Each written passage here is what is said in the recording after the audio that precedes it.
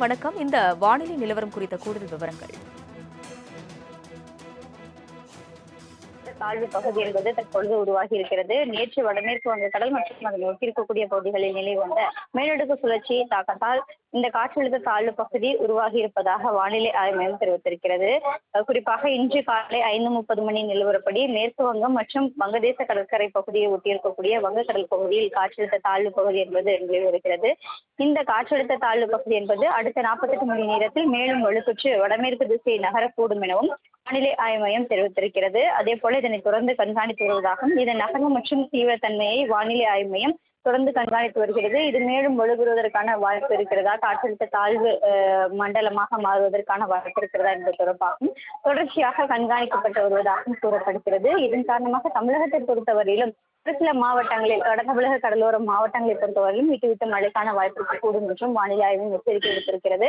குறிப்பாக ஏற்கனவே தமிழகத்தில் பல்வேறு மாவட்டங்களில் தொடர்ந்து விட்டு மழை என்பது பதிவாக வரக்கூடிய நிலையில் சென்னை உள்ளிட்ட மாவட்டங்களை பொறுத்தவரையிலும் லேசான முதல் மிதமான மழை என்பது பதிவாகும் என்றும் வானிலை ஆய்வு மையம் எச்சரிக்கை விடுத்திருக்கிறது. வணக்கம். இந்த வானிலை நிலவரம் குறித்த கூடுதல் விவரங்கள். தாழ்வு பகுதி என்பது தற்பொழுது உருவாகி இருக்கிறது. நேற்று வடமேற்கு வங்கக்கடல் மற்றும் அதனை ஒட்டியிருக்கக்கூடிய பகுதிகளில் நிலை வந்த மேலடுக்கு சுழற்சி தாக்கத்தால் இந்த காற்றழுத்த தாழ்வு பகுதி உருவாகி இருப்பதாக வானிலை ஆய்வு மையம் தெரிவித்திருக்கிறது. குறிப்பாக இன்று காலை 5:30 மணி நிலவரப்படி மேற்கு வங்கம் மற்றும் வங்கதேச கடற்கரை பகுதியை ஒட்டியிருக்கக்கூடிய வங்கக்கடல் பகுதியில் காற்றழுத்த தாழ்வு பகுதி என்பது நிலவி வருகிறது.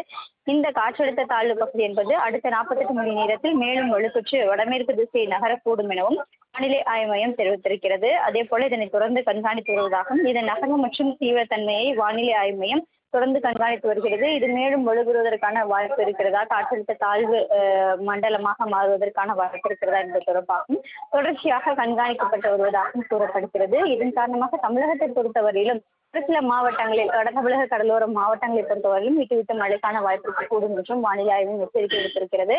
குறிப்பாக ஏற்கனவே தமிழகத்தில் பல்வேறு மாவட்டங்களில் தொடர்ந்து விட்டு மழை என்பது பதிவாக வரக்கூடிய நிலையில் சென்னை உள்ளிட்ட மாவட்டங்களை பொறுத்தவரையிலும் லேசான முதல் மிதமான மழை என்பது பதிவாகும் என்றும் வானிலை ஆய்வு மையம் எச்சரிக்கை விடுத்திருக்கிறது. விவரங்களுக்கு நன்றி செலினா.